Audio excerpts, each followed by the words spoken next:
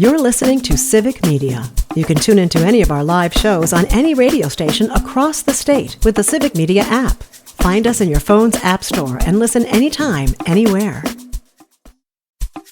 This is your WLAK Daily News Roundup for Lake Air, 107.5 FM and 1260 AM in Amory. For WLAK News, I'm James Kelly. The Duluth Police Department is reporting a significant increase in the number of drunk driving arrests through the first few months of this year. Officials say there were 66 DWI cases through the first 3 months of 2025, which is 20 more than through the same point last year. Deputy Chief Ryan Morris says the increased number of arrests is linked to increased enforcement efforts rather than a higher number of drunk driving instances. Officials also say over 60% of the drunk driving cases this year have resulted in enhanced gross misdemeanor charges. Construction work on a much-needed housing project in Ashland could finally get underway in the coming months. Officials say the proposed 130-unit housing development at the former Roffer site on Beezer Avenue could break ground as soon as September now that the city has reached a development agreement for its construction. The city has been pursuing a housing project at the vacant brownfield site since 2022. Barring any further delays, major construction work on the housing development project will begin next year.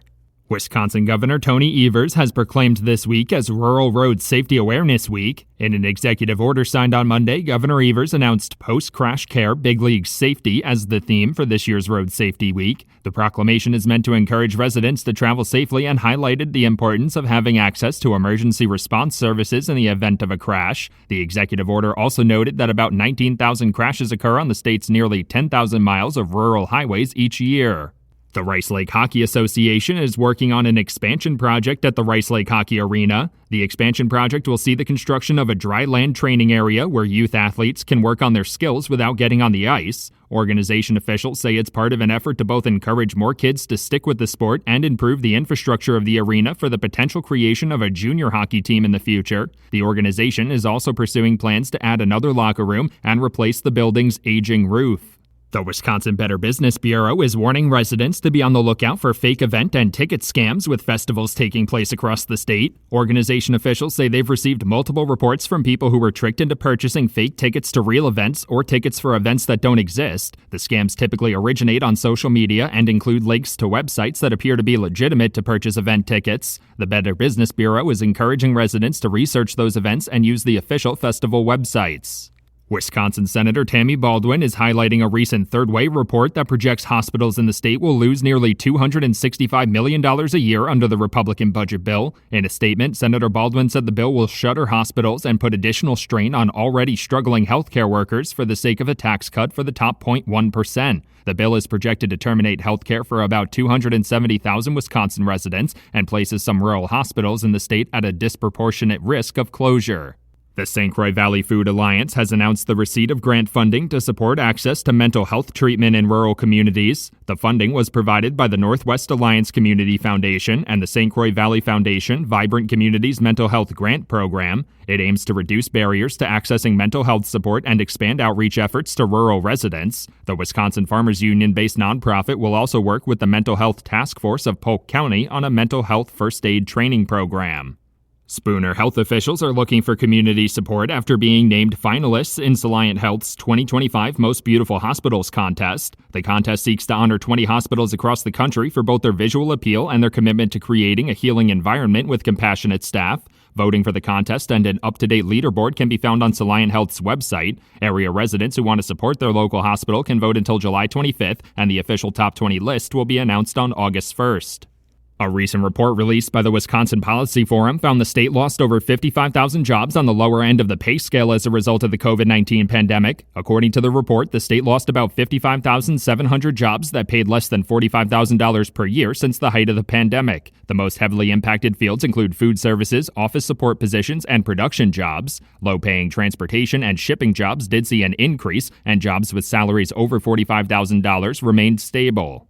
A proposed bill in the Wisconsin state legislature could result in fines for people who release Mylar balloons into the air. The legislation was referred to the State Assembly Committee on Environment and would include a $500 fine for violators if passed into law. State lawmakers say balloon releases are usually not malicious in any way, but the balloons can hit power lines and cause outages or get animals tangled up when they land. Further consideration of the proposed bill won't happen until lawmakers return to Madison in the fall. For WLAK News, I'm James Kelly. A new champion in the home run derby. Hi, I'm Mike Clemens with sports. Baseball, slugger Cal Raleigh of the Seattle Mariners won the home run derby in Atlanta. Raleigh with a total of 54 home runs hit. The All-Star game going on tonight. Freddie Peralta, rookie Jacob Mizorowski, and closer Trevor McGill, all there to represent the Brewers. McGill asked, where did reaching the All-Star game rank on his list of goals this season? This was number one for me this year. You guys asked me earlier this season, and I kept it to myself that this is what, I was striving for. And a lot of hard work and a lot of pitchers in front of me, a lot of my bullpen guys in front of me, putting it down and giving me the opportunity to go out there and get saves this year. So, without the guys around me, this probably wouldn't be possible. Basketball, it's the Bucks and the Chicago Bulls tomorrow in Las Vegas in Summer League action. How hard is it to build a roster these days? GM John Horst. I think the NBA is as compelling and competitive today as it's ever been. There are genuinely 5, 6, 7, 8 teams, going into a season that have a real chance to play. There are elite players on these teams in both conferences. Our young players are starting to contribute at a high level. You're going to see some of these guys pop again for us this year, just like you saw AJ Green pop for us last year. Ryan Rollins is getting ready to come. I'm just thankful that we get to kind of operate in that system and try to do things that we can. That's Bucks GM John Horst. With sports, I'm Mike Clemens.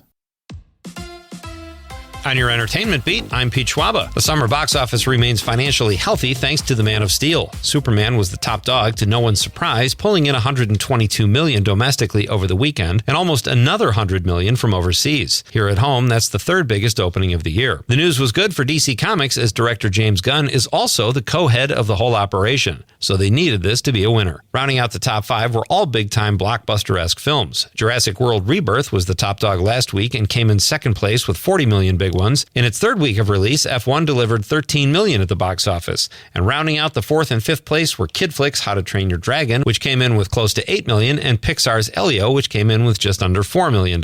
Superman is expected to top the charts again next week, as there will be no real competition until the Fantastic Four: First Steps hits the big screen July 25th. Do I recommend Superman? Sort of. As a video, it rocks, but as a movie, I guess it's still just okay. First, the good. James Gunn keeps the action and story moving along nicely. The film relies on what we already know about Superman, his adoptive parents in Kansas, and Lex Luthor, who in this installment resembles a certain billionaire. The filmmakers choose to go right to the bells and whistles, i.e. action, music, and some stunning effects. They even introduce a character that looks like it stumbled into the wrong movie from Jurassic World. There were a few other tangential issues I had, including a couple Daily Planet reporters who didn't even need to be in the film. And with a total of about 5 lines, actor Wendell Pierce as Perry White had absolutely nothing to do in the film. But Pierce is a great actor and deserves the residual checks coming his way. The main players, David Cornsweet and Rachel Brosnahan, are great as Superman and Lois. Having said that, there is definitely enough cinematic energy in this movie to make the theater-going experience more fun than watching it at home. Everyone loves an underdog story. Sean Astin is hoping to unseat Fran Drescher and become the new SAG-AFTRA president. The real underdogs here are the Screen Actors Guild and the American Federation of TV and Radio Artists unions, who are coming off a 2023 4-month-long strike. The unions face uncertainty in the age of AI and studios who are now owned by major conglomerates. It's Rudy versus the nanny, so get some popcorn ready and hope that SAG ends up with the right leader. Actors are often perceived as narcissistic egomaniacs. Not saying those people don't exist, but actor Stellan Skarsgård is not one of them. The 74-year-old Swedish actor who has sired 8 children, most of whom are actors, took a pay cut on the film's sentimental value so the crew could have better lunches. Skarsgård spent what equals $50,000 of his own money to make sure the crew was well fed, which he says will benefit the project in the long run. He is absolutely right and an incredible actor. For more showbiz fun, tune into Nightlight with me, Pete Schwaba, weeknights from 6 to 8 p.m. on the Civic Media Radio Network.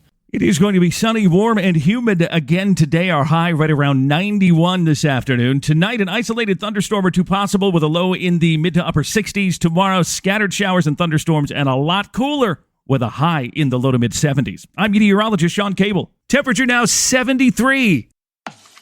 That's your WLAK Daily News Roundup from Civic Media. Subscribe to this podcast on Spotify, Apple, or wherever you find your podcasts. Find more news at lakeair.radio. The national news cycle never stops, but it can be hard to find news about your local community. Civic Media is dedicated to providing quality local and state news coverage across Wisconsin. With the Civic Media app, you can get notifications about local stories that matter to you and your community. Find the free Civic Media app in your phone's app store and choose notifications from the menu to tell us what kind of news you want to hear about.